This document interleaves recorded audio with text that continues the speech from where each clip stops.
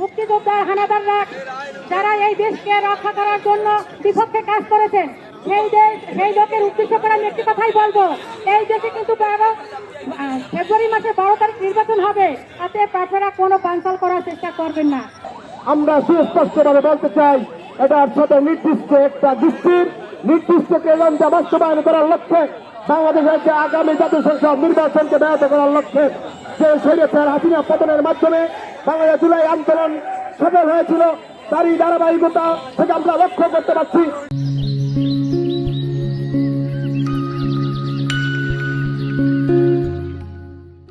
বাংলাদেশকে একটি বিচ্ছিন্ন রাষ্ট্রে পরিণত করার জন্য একটি ইসলামিক দল বিভিন্ন সময় তারা গুপ্তভাবে বাংলাদেশে পরিচালিত হয়েছিল, তারা গুপ্তভাবে আজকের বাংলাদেশের বিভিন্ন জায়গায় বাংলাদেশের সোশ্যাল মিডিয়ার উপর আক্রমণ করেছেন। আমরা স্পষ্ট করে বলতে চাই, বিএনপিকে নিয়েছে বিভিন্নভাবে রাজপথে বিভিন্ন জায়গায় স্লোগান দিচ্ছেন, হুঁশিয়ার করে বলতে চাই, পাথরঘাটা উপজেলা যুবদল আপনাদের বিরুদ্ধে সর্বোচ্চ ব্যবস্থা গ্রহণ করবে। পাথরঘাটা বাড়িতে আজকে কেন বিক্ষোভ মিছিল করলাম আমরা, আপনি ইতিমধ্যেই শুনেছেন।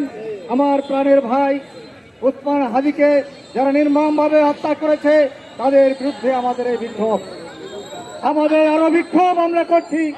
গতকালকে আপনারা দেখেছেন যে জামাত ইসলামী এই পাথরঘাটায় তারা একটা বিক্ষোভ মিছিল করেছে। আমরা প্রশ্ন করতে চাই, কেন তারা গতকালকে মিছিল করেছে? তারা বক্তব্য রেখেছে কি এমন কাজ করেছে পাথরঘাটার বিএনপি যে তাদের বিরুদ্ধে তারা কথা বলতে পারলো? আমরা কি করেছি? গত পরশুদিন রাত্রে কিংবা কারা অন্ধকারে একটি ঘটনা ঘটিয়েছে কাঁঠালতলীতে, তার দায়ভার কোন কর্মী বিএনপি নেবে না। তখন রাত 10টায় গিয়ে ওইখানে একটা মিটিং করেছে এবং কারা বা কিভাবে তাদের হামলা করছে আমরা জানি না, আমরা এই ঘটনার নিন্দা জানাই।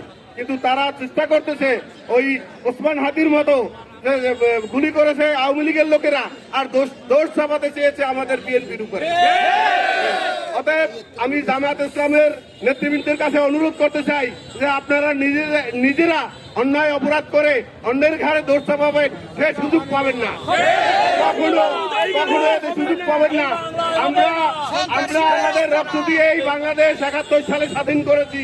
কোন অবস্থাতেই আপনাদের কুচক্র এবং আপনাদের ষড়যন্ত্র রুখে দেওয়ার জন্য প্রস্তুত রয়েছে বাংলাদেশ জাতীয়তাবাদী দলের প্রত্যেকটা কর্মী।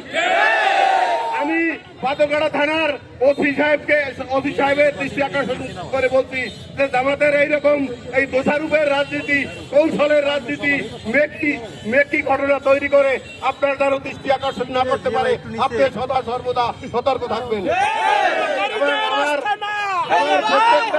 প্রত্যেকটা কর্মীদের কাছে অনুরোধ,